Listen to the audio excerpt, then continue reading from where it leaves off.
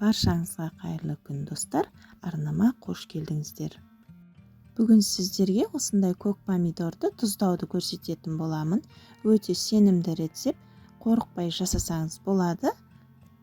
Алдымен помидорларымызды жуып тазалап аламыз. Одан соң бізге керекті қызыл болгар бұрышы, ащы бұрыш, чеснок, одан соң қара бұрыш пен лавр жапырағын қосатын боламыз. Біз бұны қысқа сақтайтын болғандықтан міндетті түрде уксус құятын боламыз. Менде 70% уксус. Алдымен банкаларымызды стерилдеп аламыз. Қақпағында осылай бір қайнатып алдым. Банкаларымыз дайын. Енді помидорды дәл видеодағыдай етіп бөліп шығыңыздар. Осылай помидорды бөлуімнің себебі ортасына тұзы сіңіп, қыста ашқанда өте дәмді, әдемі болып шығады.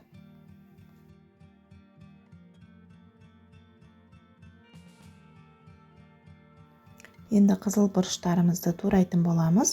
Мен осылай ұзынша етіп турап алдым. Өз қалауларыңызша ірі-ірі етіп турасаңыз да болады.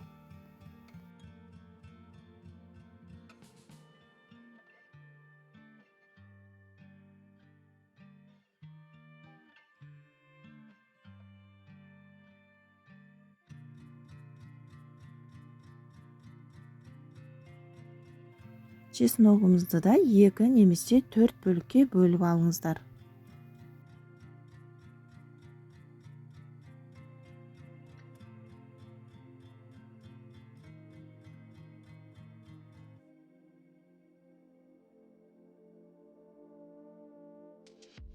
Енді банкаларымызға құрғатылған укропты салатын боламыз.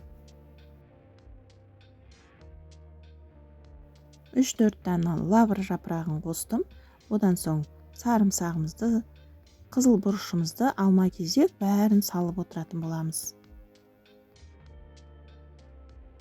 Құрметті көрермендер, менің каналымда дәл осы көк помидордан салаттар жасаған болатынмын. Кіріп каналыма кіріп көрсеңіздер болады. Өте сенімді рецепттер.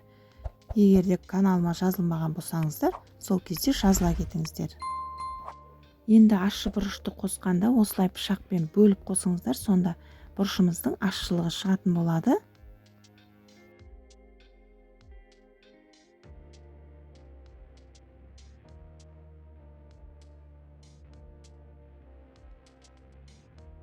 Екеуі осылай әдемілеп тізіп шығатын боламыз.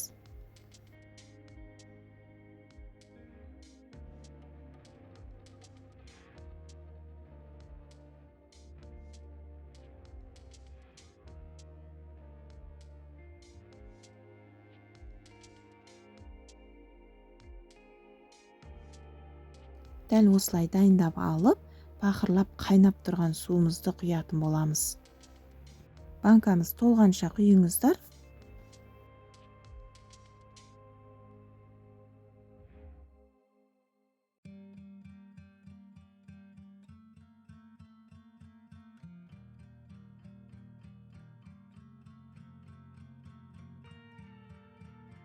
Одан соң бетін жауып 15 минутқа қойыңыздар. Мінекей менде 15 минут өтті. Енді суын төгіп тастайтын боламыз.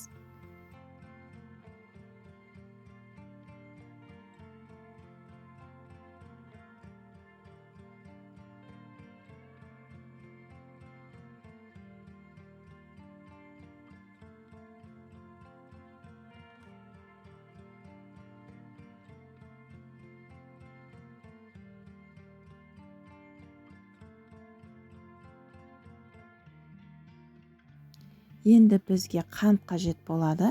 Мен 3 литрлік банкаға 3 қасық толтырып қант саламын. Себебі қант көп болса, помидорымыздың қышқылдығы білінбейтін болады.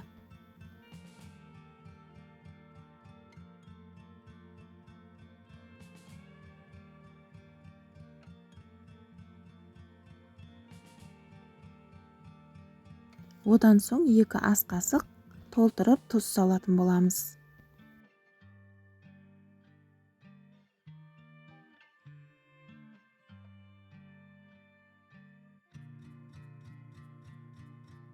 1 шай қасықтай қара бұрыш салыңыздар.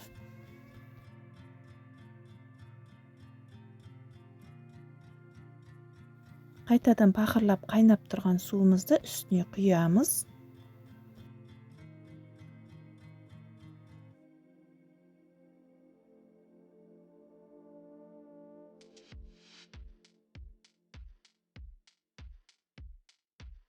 Енді уксусымызды 1 ас қасығымызды онша толтырмай құйыңыздар.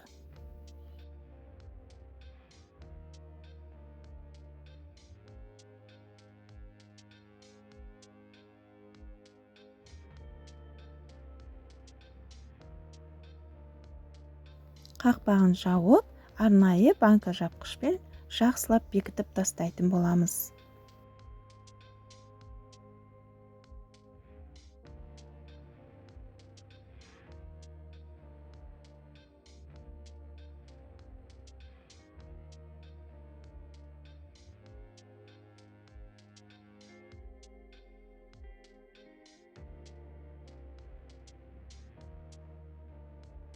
Толық аузы жабылғаннан кейін банкамызды осылай жақсылап аунатыңыздар, себебі ішінде қанты, тұзы еруі керек.